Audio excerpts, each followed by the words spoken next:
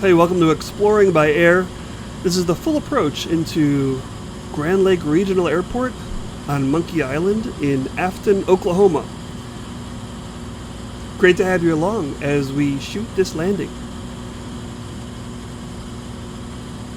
Taking a look at the airport facility directory.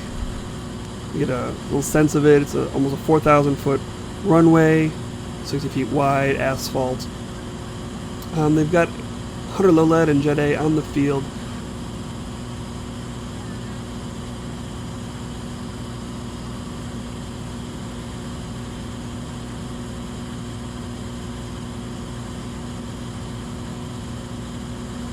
It's a fun approach. You get to kind of come in over the water if you land to the north. There's two runways, runway 35 and runway 17. Taking off on 17 is kind of fun because you shoot out over the water, and landing on 35 is fun because you come in over the water. And that's what we did on this trip. The winds worked out just perfectly for us. It was a long weekend trip. Unfortunately, I don't have the camera that I normally have that records the cockpit audio and the view of the family.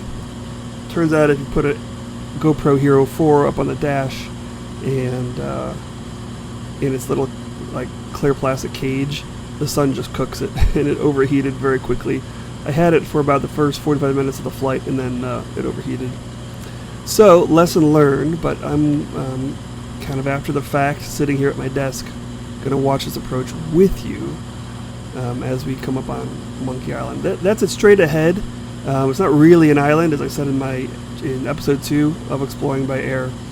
It's kind of this peninsula that sticks out. Grand Lake is like a lot of lakes in the Great Plains where it's a dammed up river, and people get to go to the lake just like it's a lake, except from the air you see that it's really just a flooded river. And this valley is now a lake, and you can go fishing on it and water skiing and all that fun stuff. So there is a pretty nice resort at the tip of the southern tip of the peninsula, known as Monkey Island, and the resort's called Shangri-la. And if you want to see our exploration of that, make sure you check out episode 2 of Exploring by Air. So I'm assuming if you're watching this, you're maybe thinking about going in and want to get a visual of what it's like to approach the field. I know I do that when I plan flights. So obviously this is going to be for a smaller audience, but hopefully you get inspired by some of our trips and want to go do some of the same things.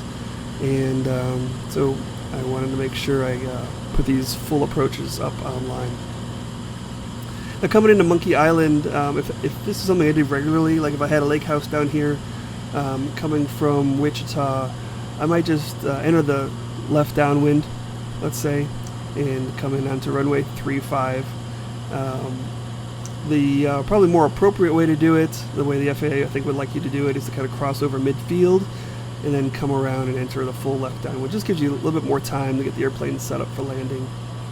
But for this trip, I wanted to get a good view of the resort and of the island, so we've got this flight planned around the island. That's what we're going to do today here, is kind of go see all there is to see from the air and then enter the left downwind for runway 35.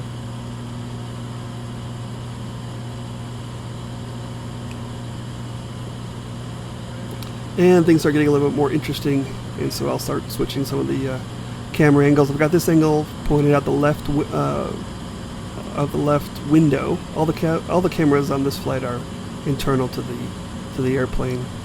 This guy's up on the dash. We've got a camera pointing on the left window, and then my wife was shooting on her iPhone out the right hand side, so you'll see some of that. I think that's all we've got. Yeah, that should be all we got. Alright, Grand Lake Regional Airport 3 Oscar Niner is at 792 feet sea level, so pattern altitude is about 1,800 feet. There's no special direction about left or right traffic, so I assume left traffic. There is a bunch of residential areas, so you want to be careful. So we'll come in around 1,800 feet and then do our orbit from there, from pattern altitude. That gives us 1,000 feet off the water. We don't put any don't have to scare any boaters or anything. Now we did land and go to the airport go to Shangri-La, and got out to the pool, and somebody did a flyby in like an old World War II airplane. I don't know what it was. It looked like a TBM to me, but maybe it was a Texan. It's probably like a Texan. I saw it real quickly, but they came right by. Had to be a couple hundred feet off the water and buzzed us, and I loved it. I didn't get any camera shots of it. I was sad, and thank you to whoever did that, because that was really, really cool. We will not be doing that in our trusty Cessna 182. As we start coming over the lake here, you start seeing the different properties with the boat slips on it. Grand Lake of the Cherokee is one of, I think, only 2 lakes in Oklahoma where you can still build on the water.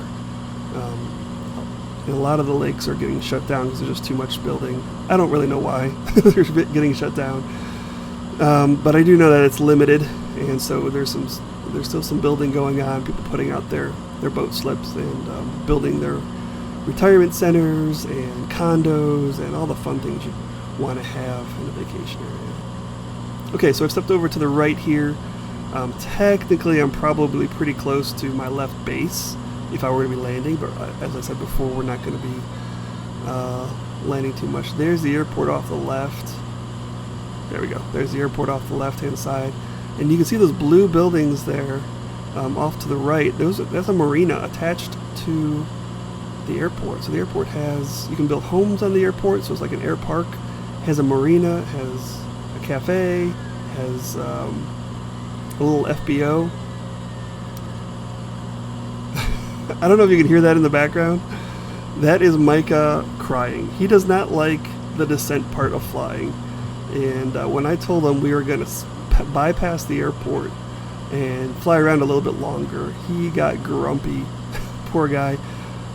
We're trying to figure out why, because he doesn't get motion sick in the car too much. But there's something with the pressure change coming down, and then also yeah, you can kind of hear him in the background. I forgot what he was saying, but he wanted to land. So we think there might be something with, we let him use his Nintendo DS as we fly, and he might be getting too much into that, and spending too much time on that, and it's making him motion sick. So I think the next trip, we're going to try less screens.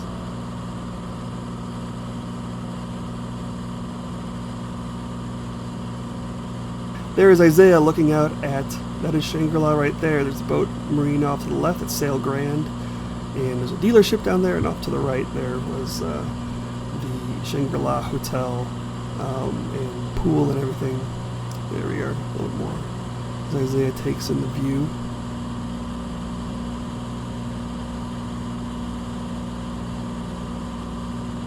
So it is a pretty nice place to vacation. I think they have a lot of conferences there, so it's a conference center as well. It is an interesting place. They're pretty far out in the middle of nowhere. There's not a major city nearby, and so I think the resort has trouble getting enough staff because it's a huge resort there at the end of a road on a peninsula in the middle of eastern Oklahoma. So we had a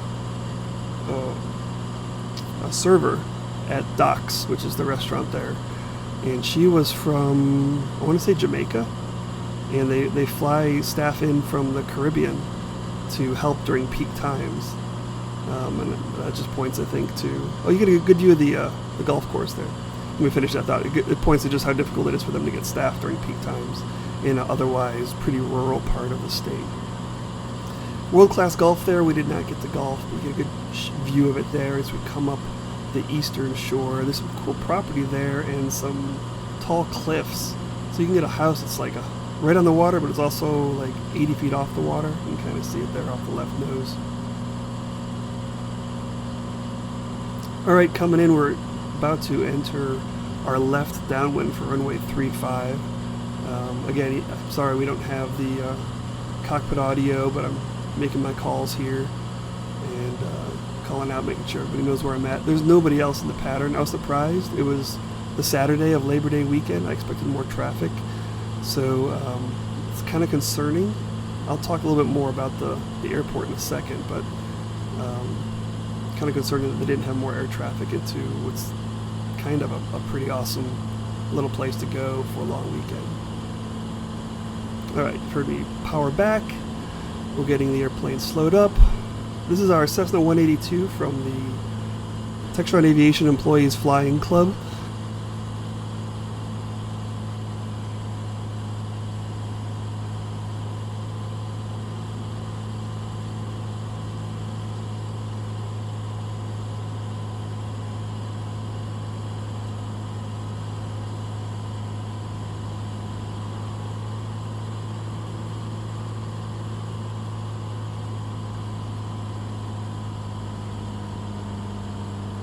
And I did have somebody ask me about that step strapped to the strut there. I thought that maybe that was a camera strapped out there.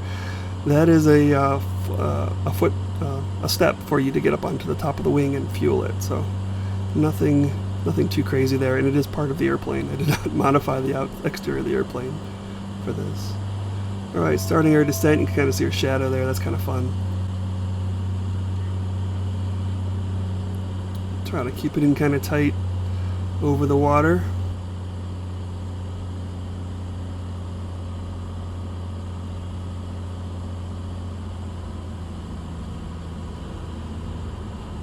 And we'll turn to final.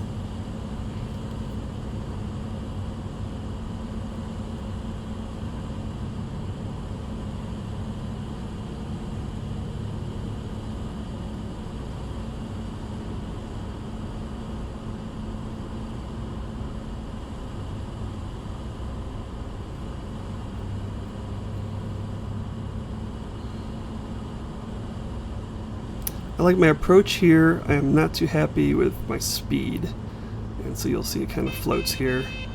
We'll hang right on that horn, trying to keep it from landing the way I've been taught to land, but it just floats and floats and floats and floats. So could have come in probably 5 knots slower and would have cut down some of that float. Hey, but I'm on center line, so I'll take that.